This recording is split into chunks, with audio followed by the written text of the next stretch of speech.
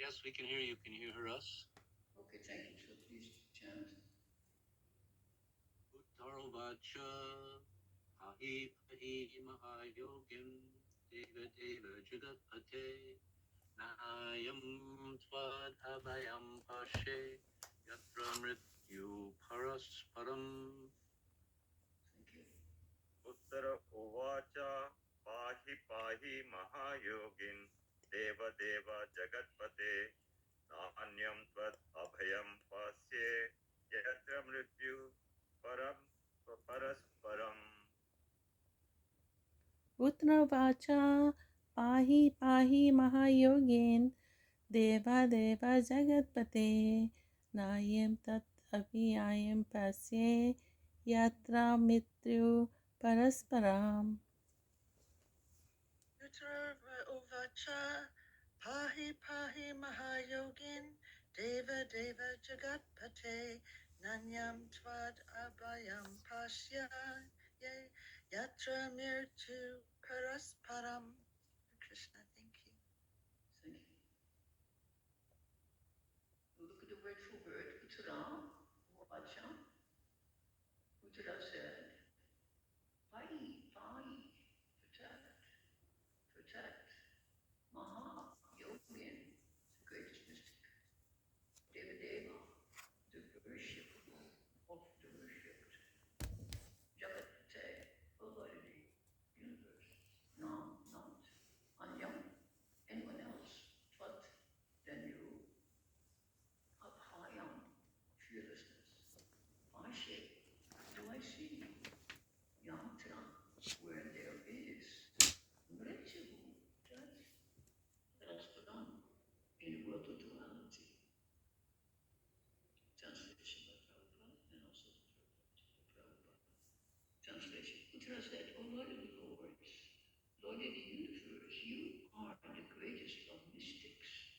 Please protect me, for there is no one else who can save me from the clutches of death and his world of duality. Just repeat. Uttara said. Go ahead. Just repeat. Uttara said. Follow. Uttara said. Repeat. O Lord of the Lords, Lord of the universe, you are the greatest of mystics. Please protect me,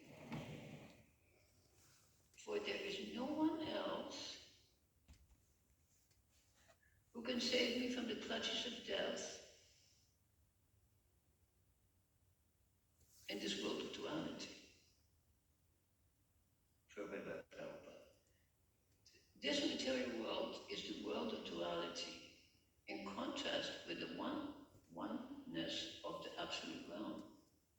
The world of duality is composed of matter and spirit, whereas the absolute world is completely spirit without any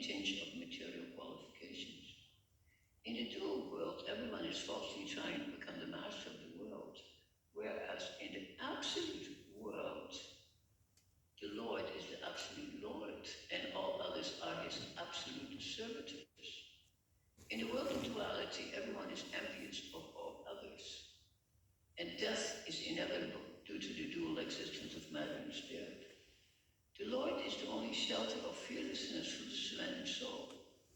One cannot save himself or herself from the cruel hands of death in a material world without having surrendered him or herself at the lotus feet of the Lord.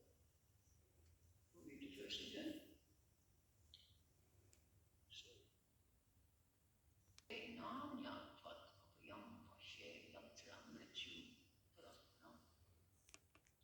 Buddha said, O Lord of Lords, Lord of the universe, you are the greatest of mystics. Please protect me, for there is no one else who can save me from the clutches of death in this world of duality. So here we are.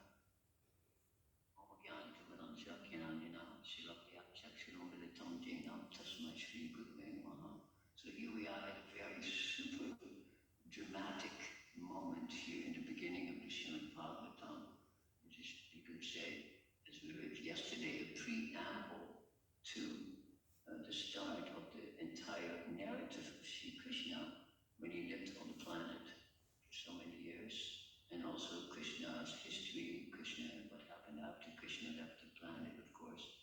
And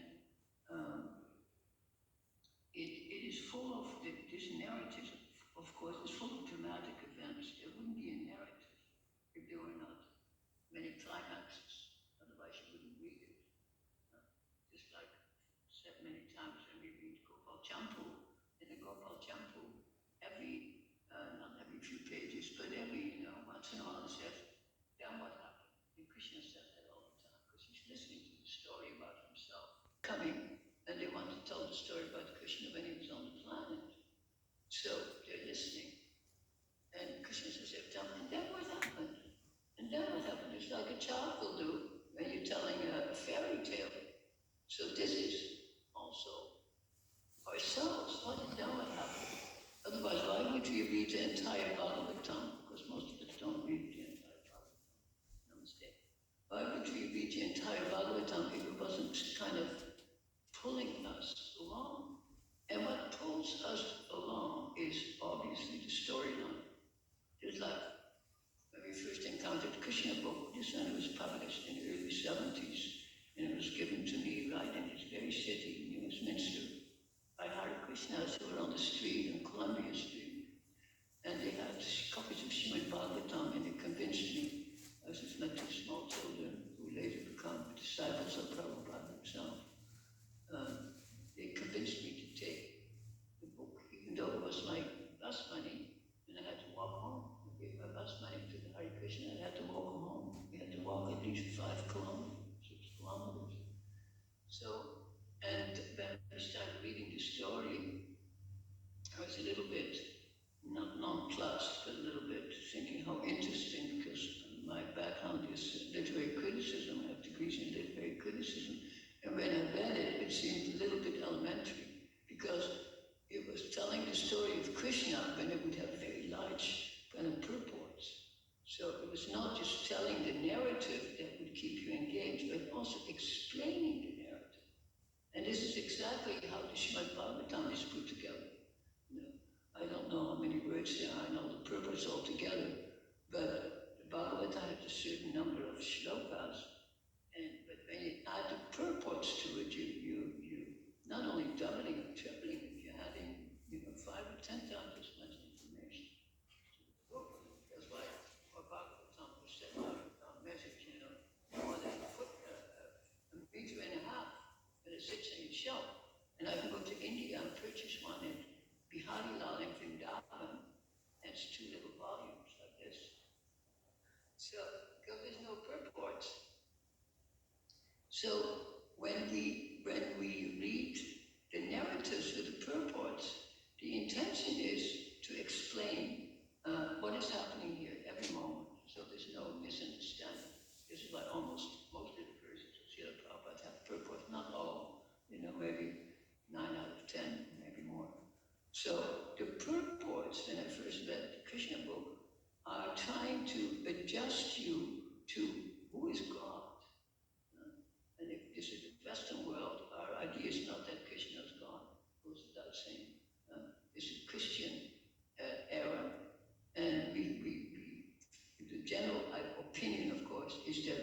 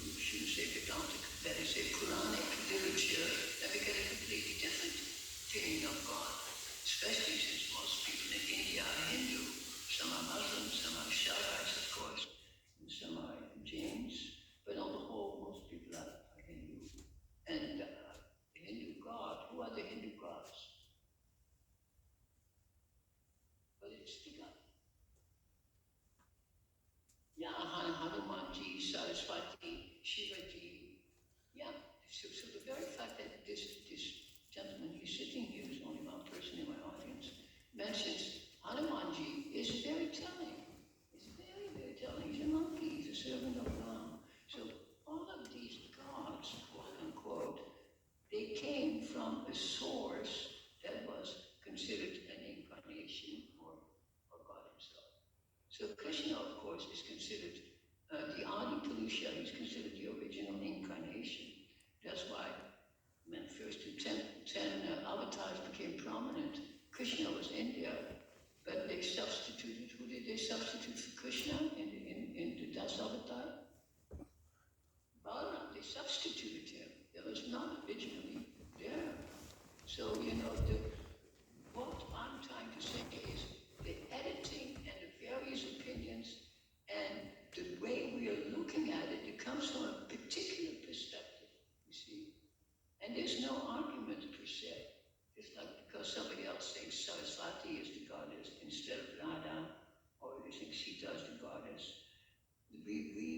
There's no argument because we all see from our perspective what we have taught and what we even intuitively feel is such. Because if you've been praying to your Ishtadeva for your whole life, and if Ishtadeva has reciprocated with you, then that is Ishtadeva, isn't it?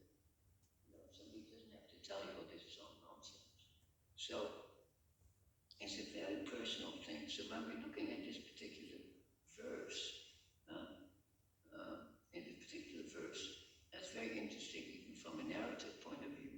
Here it is, the Brahmastra is coming towards her. It doesn't take 5 seconds to come. It's virtually already there. And she's starting with the formality of addressing Krishna as the Maha-Yogan. Says, you are the Maha-Yogan, you are Deva, you are Jagatpate. So she has all these beautiful expressions for Krishna. She's not saying, help me, you see?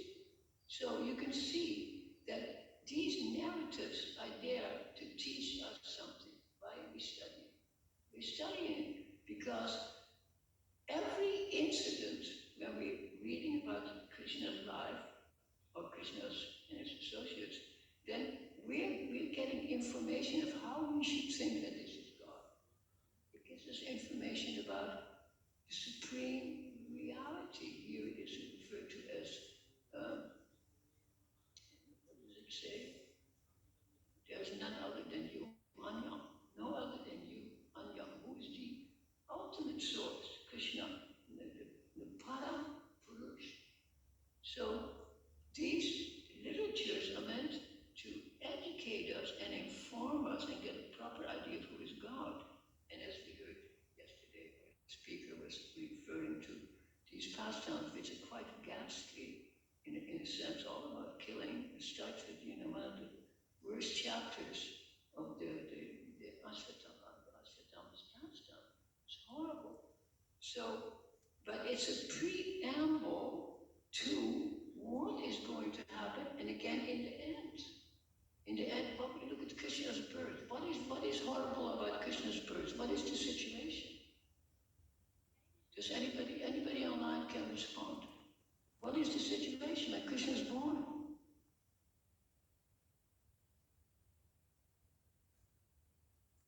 Maybe nobody can hear me. It's not charming. He's ready to be killed by Kamsa. It's all about killing. All the children are killed. Devaka's children are all killed. Fortunately, Krishna is rushed out. So it's a very, very, these pastimes, they have a sense of horror about it because all about killing, life, birth, death, old age, disease. See? So when we're reading this, we can understand that the world of duality is problematic. This is samsara. Now, Prabhupada explains it quite nicely and a little bit unusually, but he says this material world is a combination of matter and spirit. See? So, what is the combination between matter and spirit? The matter is a reflection reflection of spirit. Prabhupada doesn't enter into the conversation here, but matter is a reflection of spirit. And who shall not say that when there's a reflection, light does not come? When light is reflected in a mirror, so much light is coming from the mirror, even though there's no actual light.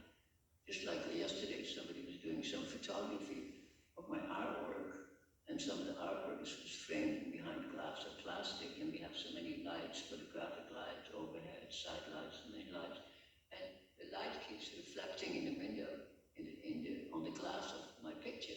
So the photographer has to move it around until there's no reflection. But the reflection reveals both its presence, that it is there, and it also gives the matter that is being reflected. You see what I mean? It's both the reflection and the reflect. And the reflection is three things. Reflection, what goes on, process, what is reflected, the object, and reflect, what is the subject. So it has three phases. So our entire life is like in three phases. It's three phases. When we wake up, there is the reflection on what is reality, not just on what is matter. So we already know that this is a world of duality, because we tend to see matter. Why do we see matter? Because it's available to the ordinary senses. Ordinary people, everybody has eyes, ears, mouth, tongue, taste, touch. All of the elements and the sensations and objects are there. And when a child is born, it says in the Bhagwatam, in the womb, you say, oh no, don't let me be born in this horrible world. I want to remember you, God. But as soon as they're born, it says they come out of the womb to forget everything. We look for the mother's breast, so I can drink, I can be comfortable and soft, curved surface, etc. So the two items are there, the reflection and what is being reflected, and the illusion that comes from thinking that the reflection is the reality. Does that make sense? We think the reflection is the reality. So we are confused in the world of samsara. So she says, please, there's no one else who can save me from the clutches of death in this world of duality. So why would she bring in philosophy? And she's in the womb and she's thinking her child is being killed, and she'll be killed too. Why is she? Because this narrative wants to give us an indication and educate us. Every narrative is there to educate us. You see? Just like in the beginning, we were discussing, we have all these horrible, all bloody events. You can't even conceive of it. And in the end, it's very, again, all horrible events, and it's called Marshall Alina. I'm sure you know it, and we're not even encouraged or maybe allowed to discuss it, even though it's in our book, but they say don't discuss it. So why don't we discuss the end of the Yadu dynasty? Because it is so horrible that we cannot even relate to it. So I was just researching it a little bit, and Mahaprabhu says to Sanatana Goswami, he says, actually you should understand the proper understanding that there is some kind of a symbolism there. Don't take it as a reality. This is how he explains it. So this is how, if Krishna's pastime happened 5,000 years ago, then 500 years ago, it is explained in a manner that may be more acceptable to us. And then, again, there's many ways of how that is understood by different personalities in our Sampradaya, like Bhaktivinoda Thakur and Bhaktisiddhanta and Srila Prabhupada. If you analyze all their information, you can see there's discrepancies. It's not always the same kind of you say modality of reaching the absolute. In the end, there's a coherent view, but the path and the arguments that are used and the evidence that is used are varied. Just like, I'll use a very common example. We all make a living, everybody makes a living, but there's 10 million ways of making a living. You know, you can be a street sweeper, you can be a professor, you can be a bank robber, you can be a person who collects, I don't know what they call it, these fake money. There's so many ways of making money. So, but we can use the expression of making a living. So you make a living, but millions of ways are there. So similarly, to understand these pastimes, we cannot but understand it with the background of our own mind, our own experience in this world, and seeing it through the eye of the teacher. This is most important. We have to see it through the eye of the teacher. So this is why we are studying Srila Prabhupada also. Studying Srila Prabhupada's purports, and somehow or other when we came to the 10th canto again, and Prabhupada's purports were no longer there. Again, we reverted to Srila Bhagwatam 1 because it has Prabhupada's purport. So we're seeing through Prabhupada's eyes, and he explains it so beautifully that we can combine. And ultimately, although Prabhupada doesn't mention it in this particular purport, the whole solution comes from Veda, Tattva. That is, it is so brilliant. I can't think of anything in the world that is a better solution than all problematic arguments than having Veda, Tattva. You can say it's simultaneously true and untrue, simultaneously one and duality, simultaneous monism and dualism. Isn't that beautiful? So in Krishna consciousness, in the philosophy of Krishna consciousness, we have our cake and we can eat it. We eat our cake and we still have our cake. Isn't that nice? I think it's one reason Muslim came to the movement, because you can be yourself. No? Can you be yourself? How long have you been? Exactly. So I myself actually brought him for the first time. So, we have our relationship is Hasharas, we laugh. When I first brought him, he's very proud of course. He was also, he spoke Polish, and we were talking a little bit, and he says, oh, but you speak Sanskrit and all this, I speak Polish. I said, what's your favorite Polish poem? And he said the Lord's Prayer. So he was reciting the Lord's Prayer in Polish to me. He said, that's what I recite. I said, good.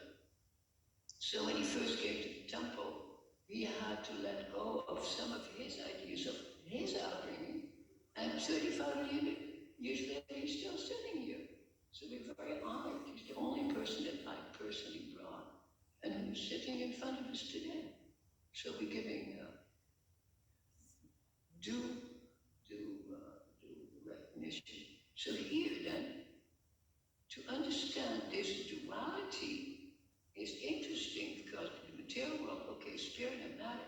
And Prabhupada says, and I want to look at this properly again, because if you use your a little bit of discussion, you find it's interesting, because Prabhupada says that in the spiritual world, there is God, he's the absolute, and everyone is his absolute servant. So we also have two. You have two. So why is that not duality? So we call that Abheda, because in the spiritual world, everyone is aware of their Satchidananda nature. So this is the essence of Krishna, Satchidananda. And we are the essence of our nature is Satchidananda. Sat, being, Chit, consciousness, and bliss. That's our essence, especially bliss. People do all of these things, even in the mode of ignorance, to achieve bliss. People drink, people smoke, people do whatever they do for bliss. They don't do it because they want to be sinful or they want to ruin their health. They say, oh, thank God, now I can relax. So everybody relaxes in pleasure. Now that pleasure for one in the mode of goodness will be beautiful. Like you make a beautiful flower arrangement, or you paint something gorgeous, or you do something. And in the mode of ignorance, you do something ghastly. But for them, that is also to achieve some kind of bliss. That is part of Ananda. But there, the Sat and the Chit are completely covered over. What is actual being? And of course, in philosophy, we call that ontology. Ontology means who and what am I? So our ontological position has to be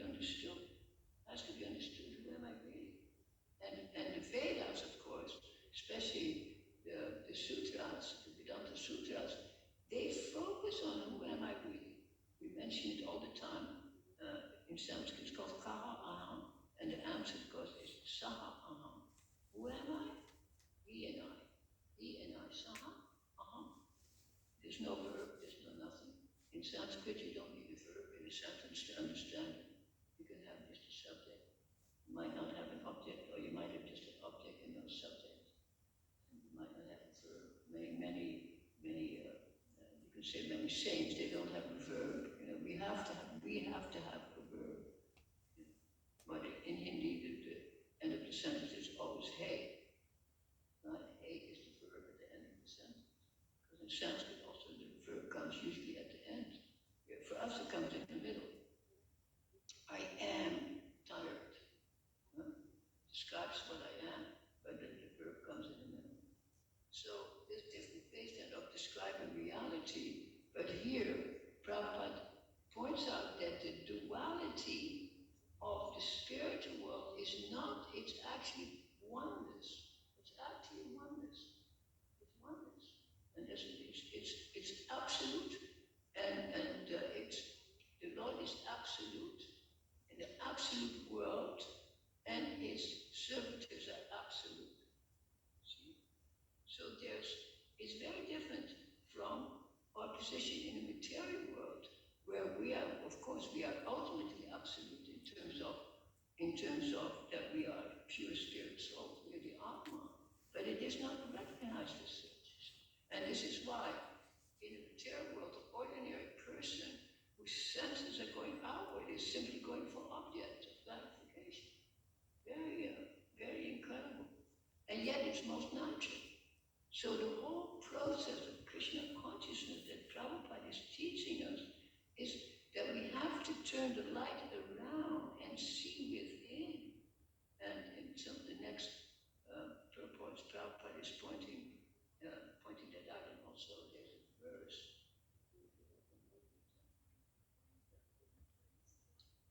There's a reference there that Prabhupada makes to Bhagavad Gita, chapter 7 and verse 17. See, Prabhupada is saying this is the verse. I'll read the Sanskrit verse and give, of course, commentary. Tesham jnana nisayukta ekabhaktir vishushite priyo hi janino chatam aham cha mama priyaha. So the word priya is a reference to So it says, of these, like 4 kind of persons surrendering to Krishna, and who is the most dearest to Jnani? He says, of these, the one who is in full knowledge and who is always engaged in pure devotional service is the best. For I am very dear to him and he's dear to me. So Jnana is not dismissed. Sometimes devotees tend to dismiss, we don't dismiss it, but it has to be seen in conjunction with bhakti. So Prabhupada says that of all those who come to him, he who is in knowledge of the absolute truth and free from all material desires becomes really a pure devotee of the Lord. And of the 4 orders, the devotee who is in full knowledge, jnana, and is at the same time engaged in devotional service, is